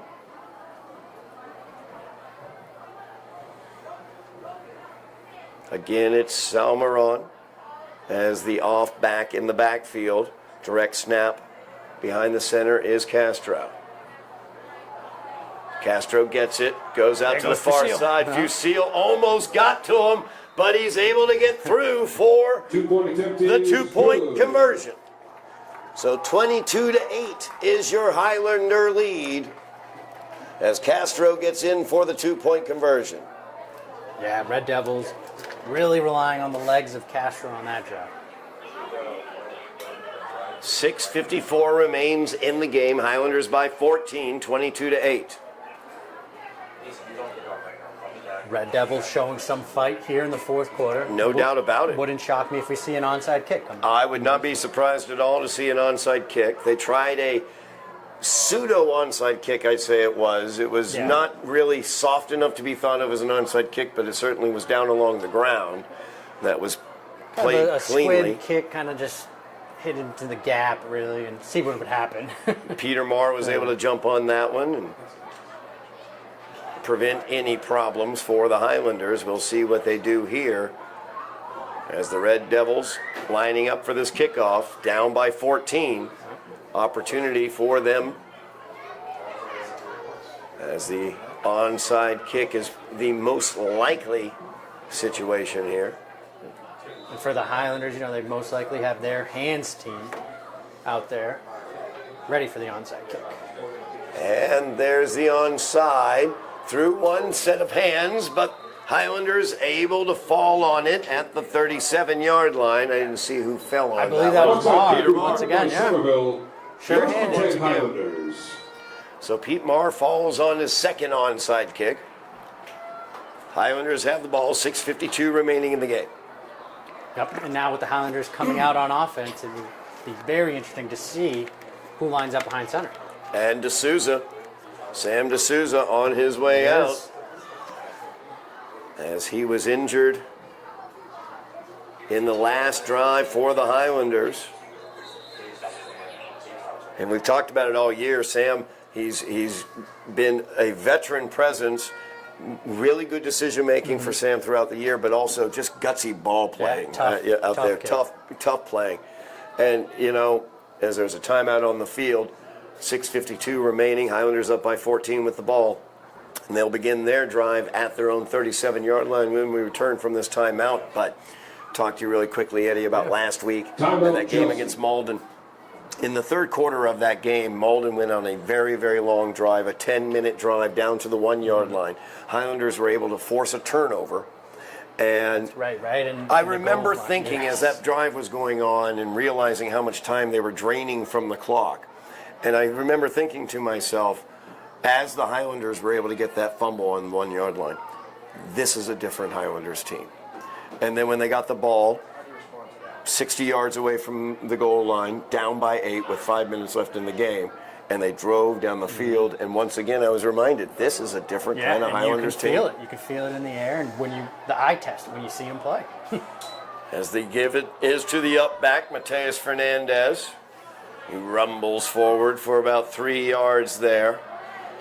3-yard run by number 3, Mateus Fernandez. Highlanders 2nd and 7. have shown no quit throughout the season. I think about that as Sam D'Souza comes back out after being injured.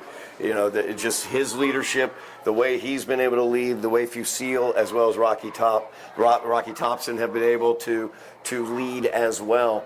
Just a tremendous job and a culture change that has been brought about in this team. Absolutely. Even when they were behind in that game in Gloucester, we saw them continue to fight, and that's the fight that they're going to need next week against Medford that we know is going to be a very tough game. No doubt about that. It's a 2nd down and 7 for the Highlanders. The pitch out here to the near side to Fusil. He's got a blocker in front of him. That's Mateus Fernandez. And he is down at Pretty close. near the first down marker. We'll see if they give it to him, and they do. 8-yard run by number 1, 8-yard carry for Gavin Fusil. Highlander first down as they near midfield. Clock rolls under 6 minutes remaining in the game. Highlanders lead by 14. Yeah, and if you're the Highlanders, you want to keep milking this clock. You want to keep running the ball, let the clock roll, and get to the end of this game and get home healthy. Absolutely. Get home as healthy as you can. Still want to hope that Cam Pereira, their starting center, is all right. He left with a leg injury. I see him over on the sideline, helmet off, limping but walking. That's good to see. As D'Souza hands it off, and right there to meet I believe that was number 25. Wow, again, yeah, he is just locked on Ishmael Mack. Mack comes into the game, and suddenly Leandro Castro's like, I know where I'm going. Going right into the backfield. I'm going yeah. where he is. Like there's a magnet between the two of them there. Yeah, he's attached to him. Castro has been all over Ishmael Mack today. That's been the one area for the Highlanders they haven't been able to do. They haven't been able to get his speed out on the perimeter. And that was something going into the game we were looking forward to. They might be able to utilize Ismail Mack's speed. We saw Ryan Lewis get the ball a bit and use his speed, but Chelsea did a good job kind of neutralizing that part. Absolutely. And a lot of that has been 25 as he's been able to get in there and get great penetration like he did on that last play, second down and 13 for the Highlanders from the 45. Pitch once again is to Mack. Mack this time, nice block out in front of him. He's going to run over a Red Devil at midfield and get 4 more yards. He heard you talking. He said, I'm just speed? No, I put his shoulder down. Yeah, he can be a physical back too. He can be, no question about that. Number 2, Ishmael Mack. Big run there, 9-yard gain, third down and 4 for the Highlanders now. Under 4 minutes remaining in this game. They lead by 2 touchdowns, and they have the ball. As they have it in Chelsea territory after that run by Ishmael Mack. Mack stays in the backfield. Mateus Fernandez is the up back in the I formation. Yeah, we haven't seen Fernandez get the ball in a little while. And you asked for it. Yeah, there he is. is. I was wondering, a little bit of a short yardage situation somewhat. 4th down and 3 now for the Highlanders. Short gain on that for Fernandez. 2-yard run by number 3, Mateus Fernandez. As the Highlanders now at the center position. 4th and 2. On both under center snaps and shotgun snaps. It's Big 72, Salman Achmo. 4th and 2 for the Highlanders. Clock continues to roll, under 3 minutes remaining. They will go for it here on 4th. The yard to gain is the 42 of the Red Devils. Ishmael Mack is the deep back. Oh, and I think they got him again. And we may have gotten another free first down with the hard count. That has to be about the 3rd or 4th time that the Highlanders have just caught the Red Devils on an offsides, on a hard count. I don't know. Offside. I don't know Defense. if it was gamesmanship or what it was. 5-yard penalty. But as and the Mack was lining up Highlanders first down. in the backfield, there's the deep back. He gave kind of a funny kind of wave with his fingers to the opposing team. It looked like. Now I don't know whether he's poking fun or challenging somebody in such a way. Or just waving hello to someone he knows on the other side. Valid point. Could be just saying hi. Mack once again in the backfield, deep back. This time Pineda the up back. And the give is to Pineda. And nothing doing there. Good job by Chelsea as they plugged up those A-gaps. As we near 2 minutes remaining in this game, it'll be 2nd down and 10. No gain there for Marcos Pineda. Pineda getting to run the ball. We've seen him receive it with an incredible touchdown reception back in the first half. Just an incredible catch. Highlight reel.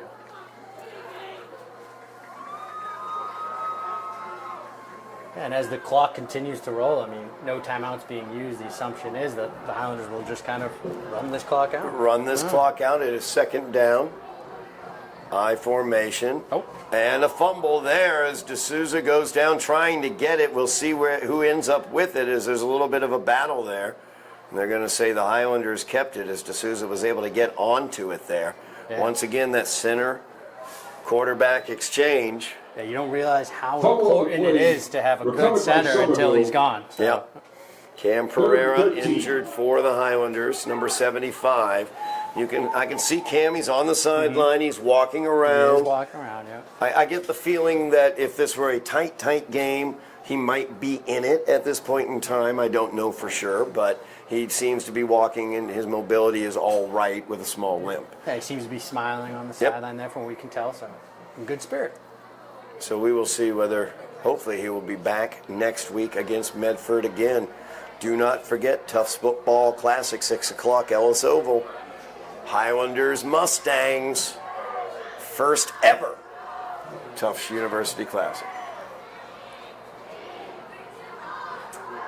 Third down. Yeah, but we're going to have a Highlander And timeout for the Highlanders, 27 seconds remaining. So it looked like they came out in Timeout, victory Somerville. formation. It looked like they were going to take a knee, and then they kind of switched up there. And I don't know what the confusion was, but it led to a timeout. Well, so 26 seconds remaining in regulation. Highlanders ahead by 14, 22-8. They have the ball. Third down and 13 for the Highlanders when play resumes. Highlanders look like they will be coming away with the victory here against the Chelsea Red Devils. Yeah, avenging the loss from last season to Chelsea, in which they lost 19-6. Yep. Of course, Chelsea did provide the one win in the 1-10 first season of head coach Dave Pereira, as the Red Devils were the first team that he ever beat as Highlander head coach. He has a 1-1 record against them. He will now go to 2-1 against the Red Devils. And the Highlanders will keep moving forward with the very important divisional game coming up, right? Highlanders have Medford coming up next week, and that is a huge game because they have the opportunity. With their win this week, they will be 3-1. That gives them the opportunity as the snap comes. And that will do it, as the Highlanders will win this one 22-8.